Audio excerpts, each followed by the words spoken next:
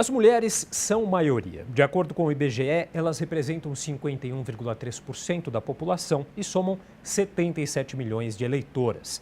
Nas eleições de 2018, as mulheres conquistaram alguns avanços. Para a Câmara Federal, foram eleitas 77 deputadas, contra 51 da eleição de 2014. No Senado, 7 mulheres foram eleitas para esta legislatura, contra 5 na eleição anterior. Para a Assembleia Legislativa Paulista, houve mais um salto de 11 para 18 deputadas estaduais eleitas. Mas, apesar disso, as mulheres ainda têm baixa representatividade na política. E nós vamos discutir os desafios e os avanços femininos no espaço legislativo com a vereadora Soninha Francini, do PPS, a ativista e deputada estadual pelo PSOL, Isa Pena, e a advogada e militante nas causas feministas, doutora Rosana Chiavassa. Bom, eu agradeço a participação, então, das 3 convidadas e já faço a mesma pergunta para as 3. A política, ela é um campo que não atrai as mulheres ou a voz feminina, ela é impedida de fazer parte da política? Quem gostaria de começar? Eu acho que existe uma questão de divisão sexual mesmo, do trabalho, das tarefas domésticas, uma questão histórica mesmo que coloca a mulher, a participação da mulher restrita ao espaço privado, a divisão público-privado, a divisão, né, do trabalho doméstico, desse trabalho que é o chamado trabalho reprodutivo, são todas as atividades domésticas, é a criação dos filhos, é o cuidado de pessoas doentes, o cuidado de pessoas idosas, tudo isso que, em regra, na sociedade a gente ainda tem uma cultura que não divide de forma equânime essas tarefas na sociedade. Então, aquela pesquisa em que diz que mulheres trabalham em média 7 horas, né, a mais do que os homens, ganham 30% em média a menos do que os homens pelo mesmo serviço. E também essa lógica social toda que eu acabei de falar, isso tem como consequência evidente um primeiro obstáculo que é determinante para a participação ou não na política das mulheres, que é o tempo. O tempo é um grande obstáculo hoje das mulheres. Eu pegaria o gancho dela e colocaria falando assim de uma forma mais objetiva. As mulheres de uma classe social mais alta não têm interesse porque foram criadas para serem princesas ou peruas, mas dentro do espaço do lar, né? Então ela não tem o interesse despertado para a política porque necessariamente ou quase sempre vai atritar com o companheiro, né? E muitas permanecem com o companheiro até por não terem cuidado da sua vida e pego a liberdade. Aí você tem as mulheres com mais dificuldades econômicas que sequer têm tempo de pensar isso. Quando são procuradas às vésperas de eleição só para preencher buraco e espaço. Tanto que saíram várias matérias de mulheres que falaram que nem sabiam que eram candidatas e tinham assinado documentos. Essas mulheres, por conta do trabalho exacerbado, de cuidar dos filhos e tudo mais que foi muito bem colocado, ela não tem realmente tempo para pensar nisso. O tempo dela é sobrevivência e cuidar das crianças.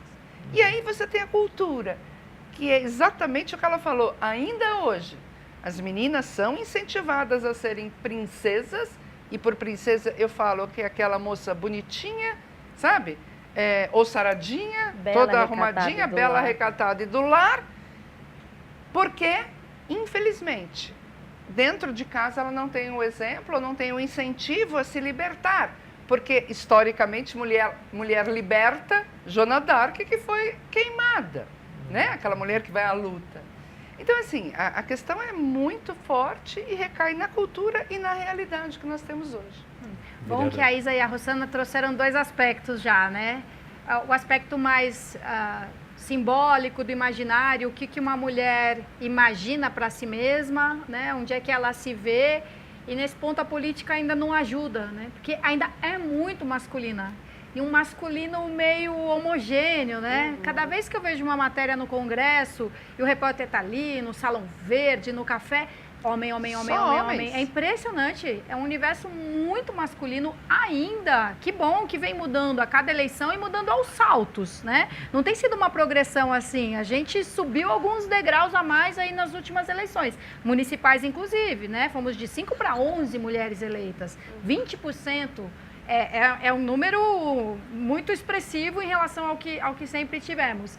Então é difícil a mulher se imaginar naquele lugar, né? Você olha num lugar que você só vê homens e gravatados, você pensar que você podia estar ali, não é uma coisa que ocorre assim facilmente, você se imaginar naquele lugar. Até porque passa uma imagem de reunião, coisa chata, Eles coisa cansativa. são Claro, eles, quando claro. você declara, não sei se aconteceu com vocês duas, mas assim, vou ser candidata, eu era jornalista, trabalhava em televisão, assim, você candidata a vereadora. Nossa, você vai fazer lá o que no meio deles?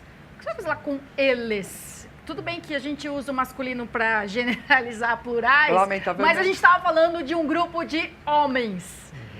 Então tem esse aspecto. E tem esse outro muito prático. Para você se dedicar a uma carreira política, né, ser candidato, disputar um mandato, precisa de tempo mesmo, de uma disponibilidade grande. Aí se você já é a responsável, bom, trabalha, e por tudo na casa, pelo funcionamento da casa, cuidar dos pequenos, dos mais velhos e dos bichos, fica mais difícil. Assim, se um homem chega no fim de semana, sem considerar que em muitas casas tem só as mulheres mesmo, como as responsáveis por tudo, pelo sustento, pelo cuidado, pelo funcionamento. Mas mesmo quando tem um homem, né, incluído, o homem no fim de semana chegar para uma mulher e dizer assim, olha, sábado eu vou passar o dia inteiro fora, ele só precisa comunicar. Sábado tem reunião do partido, pronto. Se uma mulher for dizer, olha, sábado eu vou passar o dia inteiro fora, ela não é só um comunicado que ela faz em casa. Uma ela tem que cuidar de tudo, exatamente. Tem que deixar tudo pronto. Quem dá o remédio, quem cuida do cachorro, quem leva para passear, quem olha a menina, se a criança vai ficar na casa de outra pessoa, quem leva para casa de outra pessoa, quem liga para outra pessoa. Sim, porque o marido só ouviu e tá bom. Ou pode até falar, não tá bom, porque sábado agora eu tenho futebol. Não é? Eu acho que um outro tema também que eu acrescentaria, além desses aqui, é o tema da forma como o próprio sistema eleitoral é estruturado. Porque enquanto, enfim, para você manter, porque ele é feito para manter e perpetuar os mesmos sujeitos no poder. Então, isso começa com a questão, por exemplo, do financiamento de campanha. Ou seja, você tem todo um sistema que é estruturado para favorecer não só os homens, né? A gente não está falando só de homens, mas os interesses daqueles pequenos grupos que já estão no poder, grupos econômicos, oligarquias mil, enfim. E quem já Resistente está, à mudança, a maioria né? é homem. Né? Quem já Resistente está é à homem. mudança e quem já, de alguma forma, se estruturou economicamente, inclusive, E é interessante em determinados... Então, por exemplo, né, empreiteiras, né, que fazem contratos com o poder público, né? Enfim, essas empreiteiras estão financiando campanhas. Isso é bancos, né, que recebem benefícios das leis que são aprovadas, né? Todos esses homens também não só à toa. Você vai ver no mundo, né, nos diversos mundos aí do poder, né, no mundo empresarial, você tem também uma maioria masculina, que é quem está gozando do poder mesmo, né?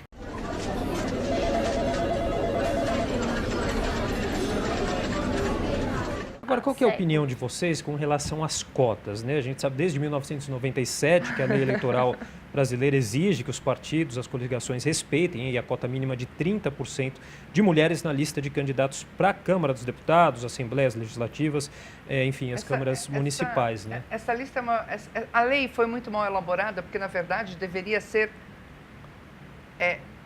empossadas no mínimo 30%. E não só participar da eleição. Não candidatas, eleitas. Né? Eleitas e empossadas. Porque participar da eleição é o que eles estão fazendo até hoje. Mulher que nem sabe que é candidata, ela não tem o menor recurso financeiro, ela não tem o tempo para realmente fazer campanha, até porque se ela for assalariada, ela não vai largar o emprego. Mas é uma vergonha, porque essa lei foi para inglês ver. Porque na prática, infelizmente, a realidade está aí. Estamos conseguindo? Estamos.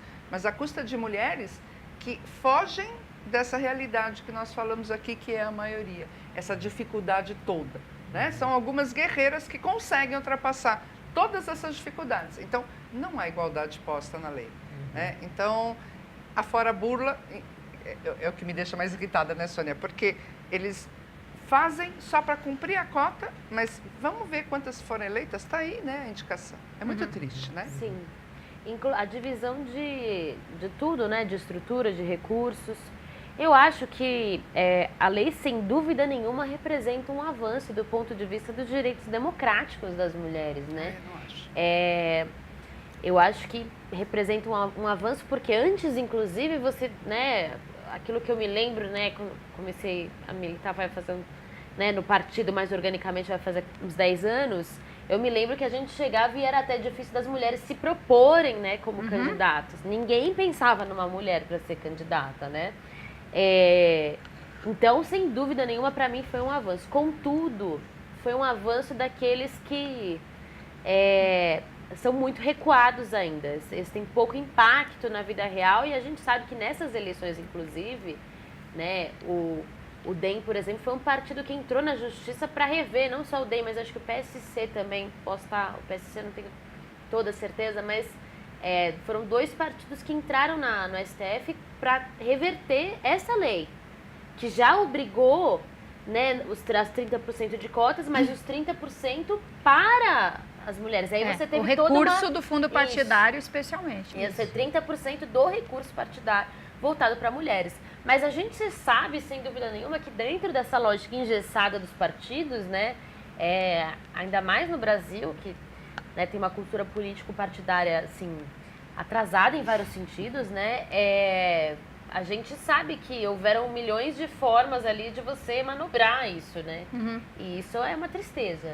Mas eu também, eu como a Isa, acho que ela proporcionou avanços. Ela não foi a causa única de avanços, mas ela causa tremores, né? Ela abala um pouco o sistema. Até o fato de ter de burlar, você tem de burlar porque existe uma obrigação. Senão não precisava nem se preocupar com isso. Sim. Então, não estou defendendo, lógico, a burla. E nem eu acho que a cota sozinha resolve. Não acho que a gente necessariamente teve um aumento de mulheres eleitas por causa das cotas, mas sim por uma evolução da noção da sociedade mesmo. Do empoderamento das mulheres. Mas a cota é uma forçação de barra necessária, né? É aquela Cria coisa de tentar... uma dificuldade, já pelo que menos, você tem uma gangorra, né? Já que você tem uma distribuição muito desigual, então você procura forçar um pouco a barra para diminuir essa desigualdade. Agora, 30% num mundo que é composto por mais da metade de mulheres, né? O PPS defende um voto distrital misto, quer dizer, com um voto nominal, distrital, majoritário, de abrangência ali, local, e um voto em legenda intercalado com mulheres e homens. E ainda nós, da coordenação de mulheres, nós devemos que o primeiro voto seja mulher. Tá certo. Bom, a gente vai fazer um rápido intervalo, mas daqui a pouco a gente volta. Até já.